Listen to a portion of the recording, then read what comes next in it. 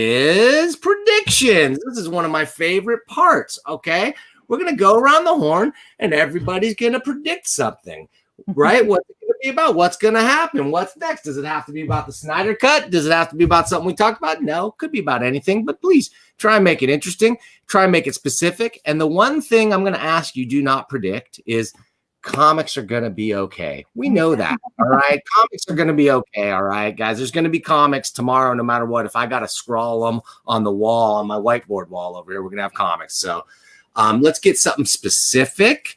We're going to start with a guy who always thinks on his feet and has something prepared for the situation. Who else? General Zod. Hip us to it. What's going on, Adam? What's going on?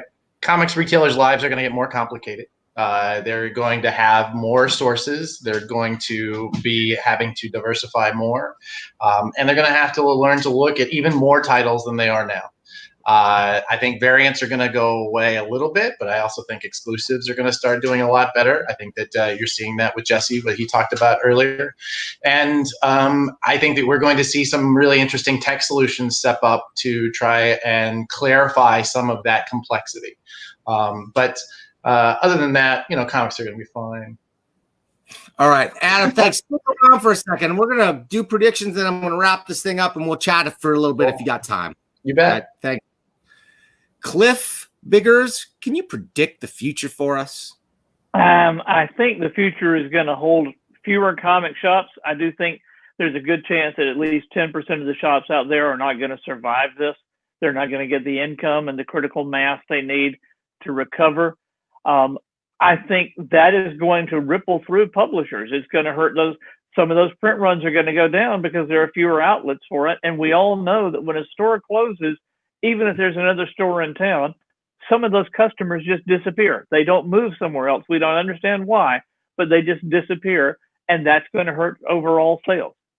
I think I think 2021 is also going to be the year for what I consider the midline publishers, the people like Vault, the people like Aftershock, who seem to be working to build a connection with retailers, and they're taking a bolder stand and supporting the market than a lot of the big guys are right now. Okay, great prediction. Thanks, Cliff.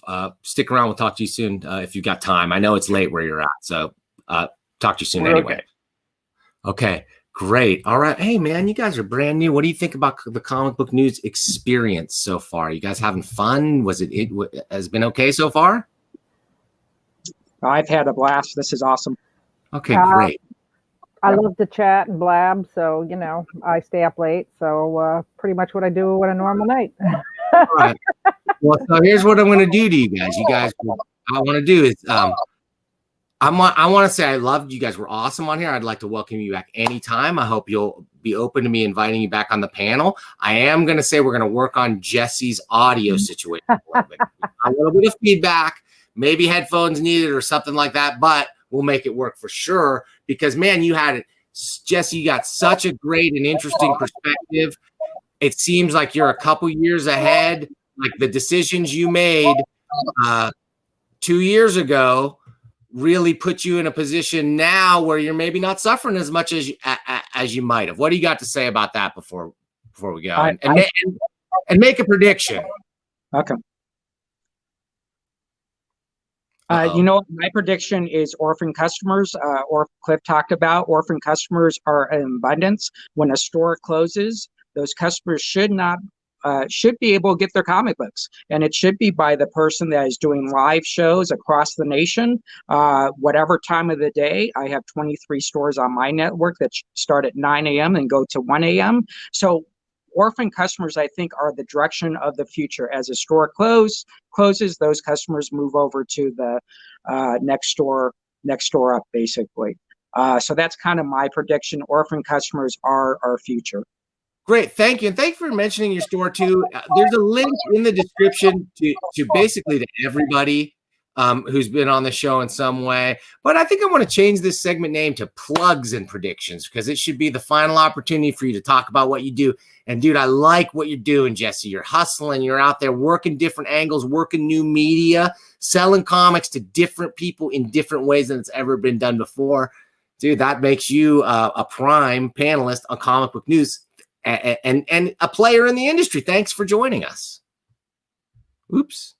It's funny is I talked to Heidi for the last 10 years. This is the first time I've actually met Heidi. So howdy, nice meeting you. So yeah, isn't it fun to actually get this face-to-face talk with some people, right? It brings people together. So, you know, it's strange times. Okay, Jesse, thanks. Stick around. We'll talk to you in a sec. Thanks, Jesse. All right, Heidi. Okay.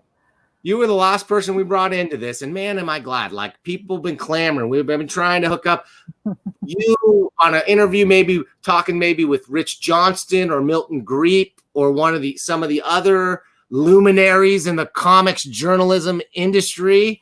I hope you're willing to do that sometime. Well, like I said, I'm love to talk about industry issues, and so give me a call. I'm I'm not leaving my house much still, so I've about a month left, they say. So.